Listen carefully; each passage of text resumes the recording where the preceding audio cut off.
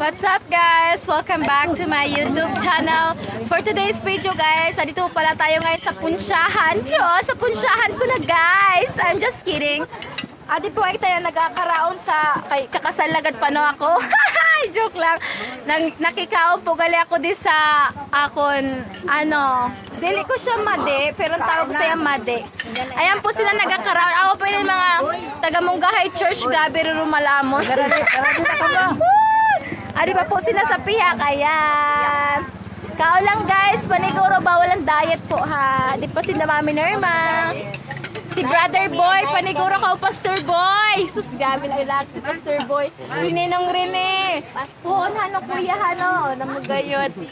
Yan. Okay guys, thank you for watching guys. You know, kasi gutom-gutom ng lola nyo. I need to eat na kasi magniniwang ako sa lalo. Ato pa guys, sa sulod, may mga tao po sa sulod. Ayan. Thank you guys for watching, of course. Don't forget to like and share and of course to subscribe my YouTube channel. God bless everyone. Ang taga Munggahay po talaga ang best. Gabi talaga magkaraon ng dagpo talagang hungit. Oh, God bless guys.